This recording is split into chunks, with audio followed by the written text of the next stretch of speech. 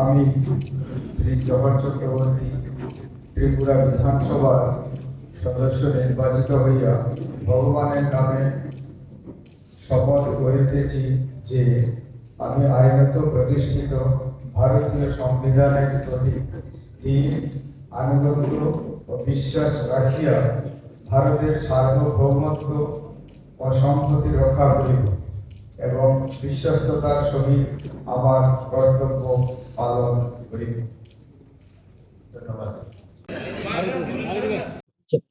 ভালোই লাগছে পুরা ধর্মনগরবাসী আজকের এই শপথ গ্রহণ অনুষ্ঠান আমি আমাদের পুরা ধর্মনগরবাসীর উদ্দেশ্যে উৎসর্গ করতে চাই।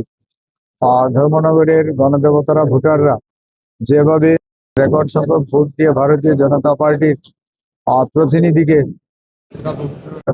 বিধানসভায় প্রবেশ করেছেন, তার জন্য আমি ধর্মনগরবাসী সবাইকে আমি অভিনন্দন, নমস্কার এবং প্রণাম জানাই।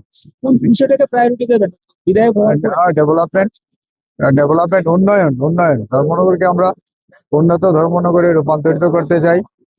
আমাদের রাজ্যের মাননীয় মুখ্যমন্ত্রী এই ব্যাপারে প্রতিশ্রুতিবদ্ধ এবং আমাদের প্রদেশ সভাপতি প্রতিশ্রুতিবদ্ধ যে আমাদের ধর্মনগর ত্রিপুরা এবং ধর্মনগর উন্নয়নের জন্যই কাজ ওনারা করে যাচ্ছেন এবং আমরা সেই উন্নয়নের ধারাকে অব্যাহত রাখাই হচ্ছে আমাদের মূল লক্ষ্য। বিশ্বদার মানে যে কাজগুলি বাকি আছে সেগুলি কিভাবে?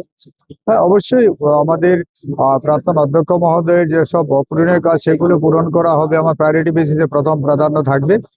তারপরে আরো নতুন প্রকল্প নতুন প্রজেক্ট নিয়ে ধর্মনগরকে আরো কিভাবে উন্নত করা যায় সেই লক্ষ্যেই সবাইকে নিয়ে কাজ করবে। ঠিক আছে, আপনার নির্বাচন এগিয়ে আছে, আপনার জয়ের পরে হ্যাঁ, সামনেই আমার একটা ছেলেই আগামী 5-6 মাসের মধ্যে আসছে। তবে সবাই আছেন, দলীয় কার্যকর্তারা রয়েছেন, ধর্মনগরের আপামর জনসাধারণ রয়েছেন, কাজে এটা চ্যালেঞ্জ হবে না। আমরা সবাই মিলে এই পুরো নির্বাচনে আমরা প্রতিদ্বন্দ্বিতা করবো এবং আমি আশাবাদী যে ভারতীয় জনতা পার্টির পক্ষেই জয় আসবে, বিশাল জয় আসবে।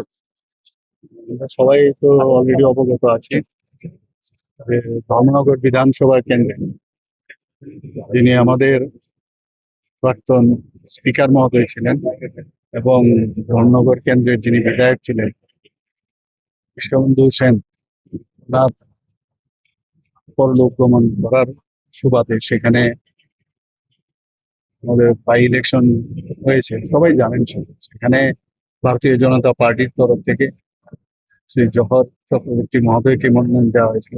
উনি বিপুল ভোটে সেখানে জয়যুক্ত হয়েছেন। আজকে উনি এখানে এই পবিত্র বিধানসভায় এসে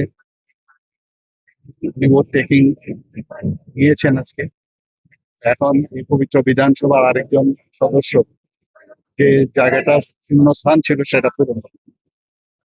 আমি ঈশ্বরের কাছে প্রার্থনা করি উনি যেন ওনার দায়িত্ব যথাযথভাবে পালন করবে, শুধু ধর্মনগর এলাকার নয়, সমস্ত ত্রিপুরার জন্য কি কি আগামী দিনে কনস্ট্রাকটিভ যেসব চিন্তা ভাবনা সেই বিষয় নিয়ে বিধানসভায় আলোচনা করবে। মন্ত্রিসভা সম্প্রসারণ করার কোনো চিন্তা ভাবনা এখন পর্যন্ত এই ধরনের কোনো চিন্তা ভাবনা নেই।